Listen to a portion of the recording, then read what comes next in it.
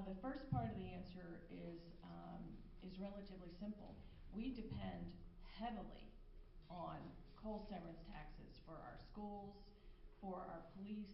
It is a major part of our state budget for all the services that everyone in this room receives. Even though it's only 3% of employment, direct employment, there's also a lot of indirect employment, and we are very dependent on severance taxes.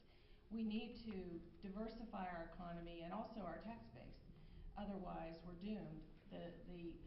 Because coal is declining, there's pretty much agreement about that.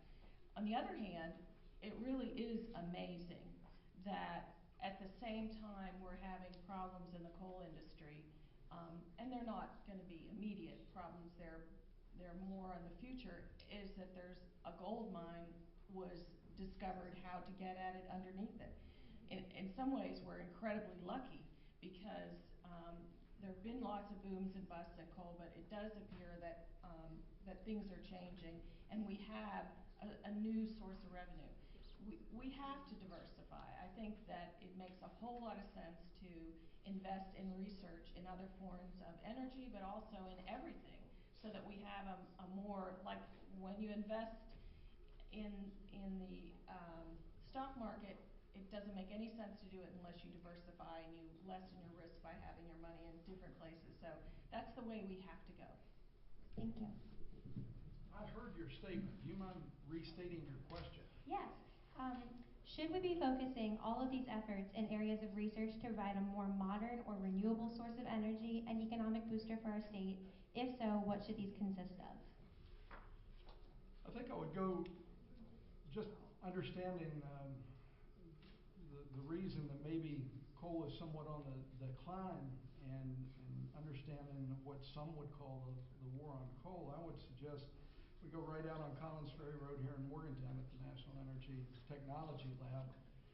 And as some of those jobs before they're lost to one of the other 4 National Energy Technology Labs in the country, because of a decline in coal, that we focus that attention and those jobs on research as it relates to natural gas, and quite frankly, specifically liquefied natural gas.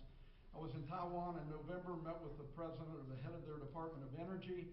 They said, you've got coal, oil, gas. He said, you even have timber and water for energy in your home state of West Virginia. I beg and plead with you to find a way to efficiently get us liquefied natural gas. I would love to see the research between WVU and the National Energy Technology Lab focus on natural gas as we start to wean ourselves off. One of the things that has been nice in my area is Marshall County is the leading gas producer right now, extracting, and it's also the second largest behind Boone County in mining coal, the amount of coal. And a person from Ohio just recently spent $4 billion to acquire Consols coal mines in that area, which makes me think that somebody knows something. If you have $4 billion, you don't just take it to the racetrack and try to make more with it. So that I think that maybe it's leveled off where we are right now in the amount of coal, but the more research we do, of course, WVU has been in the forefront in that, and the more research that we do on coal is a good idea. Thank you. Well, in West Virginia, I believe that certainly every job is important, as well as every industry. And you know, you'll continue to hear a theme throughout tonight, and that's the struggles that we face at the state level regarding our budget. The only way really truly to address those challenges that we face at the state level is to increase the tax base. And by increasing the tax base, we have more people paying into the pool, more people that are employed, and more good jobs in the state. So I think, you know, from a state level, we need to be focused on what it is that attracts jobs and industry to West Virginia, whatever that looks like. I certainly think that research is important. West Virginia is a natural resources and energy producing state. I think we need to continue to encourage that.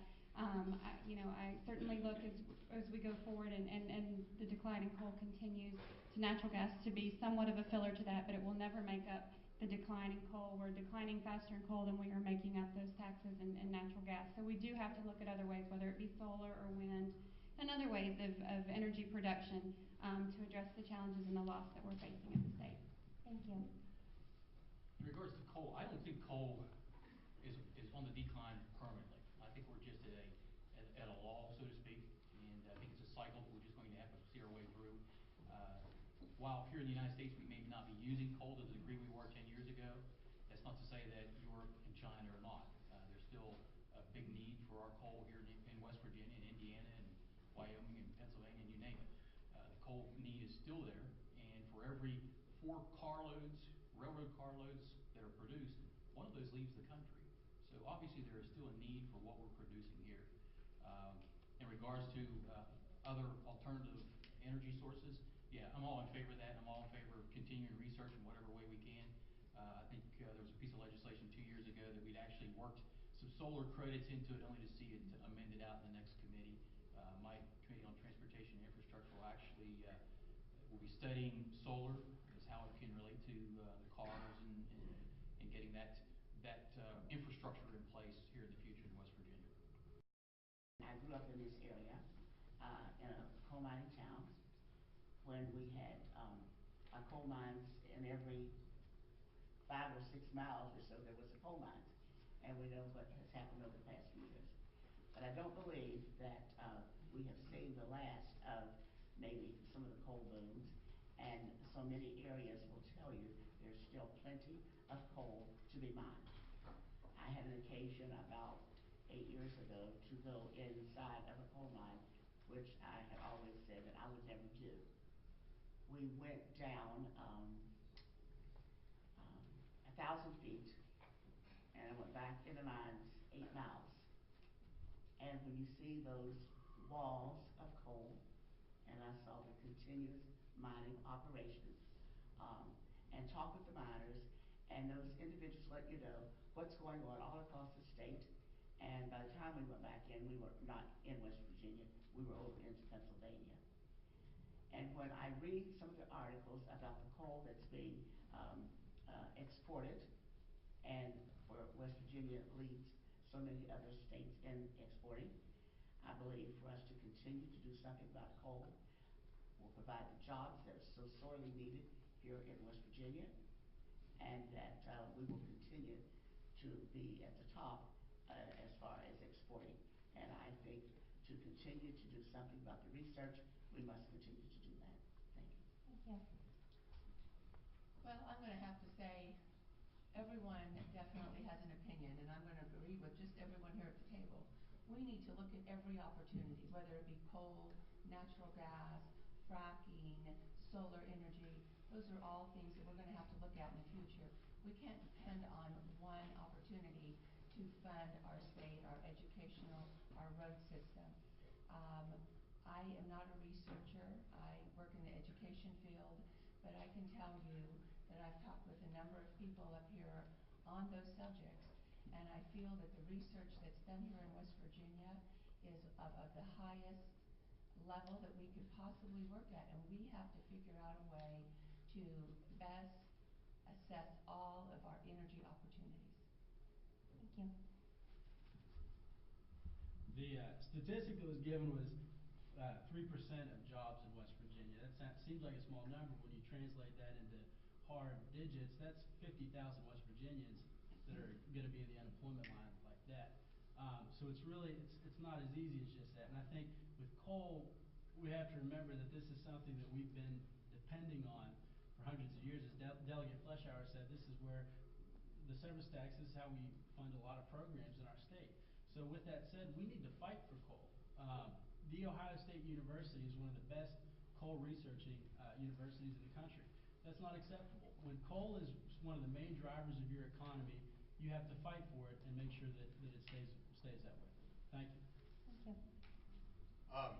Well, one statistic that was given to me was that by 2036, the dependence on coal will be diminished to almost nothing. I personally don't believe that. I think a lot of countries are a lot farther behind us as far as going green, as everyone likes to call it.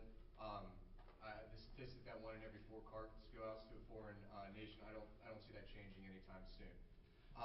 However, 22, even the statistic you gave was 22,000 jobs. That's a lot of jobs. People depend on that, and that may not. I have a great stats teacher, and he once told me to always question everything. So, what I want to know is like, is that just coal miners and the coal companies? Is that also including power plant people, truck drivers, railroad conductors, those kind of things? Those are what I'd like to see. Those numbers included. So that's a big economic hurt if we were to really restrict coal like they have been trying to on the war on coal. With funding green energy, I'm all for green energy. However, when the federal government gives a huge subsidy to the green jobs, I forget the number, I think it was in the billions, and the company goes bankrupt, makes me nervous to do that, but I'm all for looking for alternatives. One thing that I'm really interested in is algal blooms. One of the biggest researchers in green algal blooms is Exxon. These algals produce oil that they can collect, and when they die, they produce methane. We have a lot of barren land in West Virginia. Why don't we see if we can get Exxon to bring some of these companies here, big flat lands that they can put on huge algal farms. So maybe new ideas, maybe not just solar, not just wind, maybe look into the coal industry. I spent 26 years in the coal industry. That's where I retired from. But I will tell you, for every miner that's working underground, there's statistics out there that shows there's at least 7 people that need to do jobs to back that up to maintain those. The other thing I would like to point out that 38% of the power that's generated not only in the state of West Virginia but across the country today is derived from coal. So even if you started with your new energies today, you're a ways off before that ever happens to where you can replace coal. It has come down. It was a 52% and now it's down to 38%. So natural gas is taking a toll and helping out.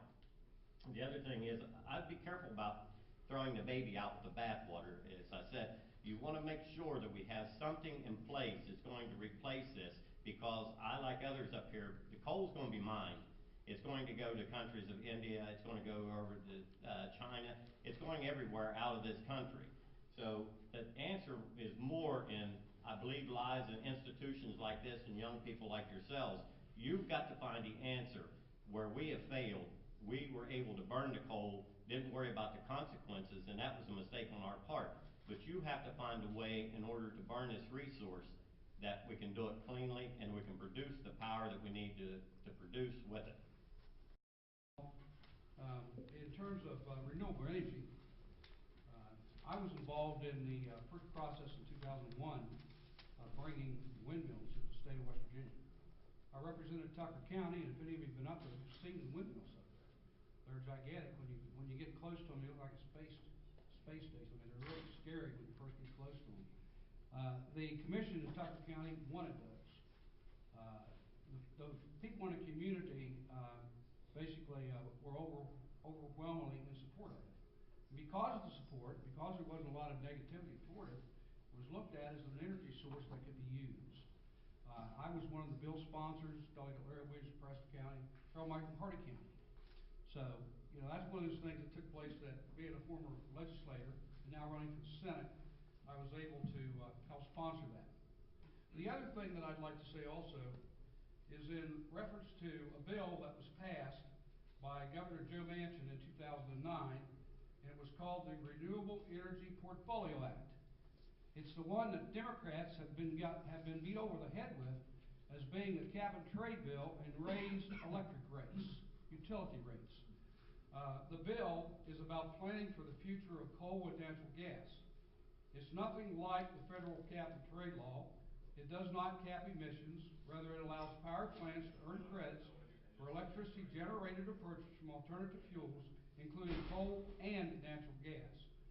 The bill will help expand markets, develop new uses for extractive industries. Governor Joe Manchin asked for the bill. It was supported by the United Mine Workers, by the West Virginia Coal Association, and the Chamber of Commerce. So this particular bill was put in place as a means for looking at the future of renewable sources and also coal. And one other comment that I would like to make concerning the coal industry, and I don't think there's any doubt about it, and that's the Environmental Protection Agency as outlined under the Obama administration. Does not look upon coal favorably, and that's not good for us, the state of West Virginia. It's not good for the economy, and it's not good for the United States as a whole. That needs to change, and you know, one of the things that you'll find that I know of the Democrats that are elected that have been in the legislature, they support coal, they support the Coal Association, they support the United Mine Workers, and they're not happy with what's going on with the Environmental Protection Agency as it reflects upon the operation of coal power plants in West Virginia. Thank you.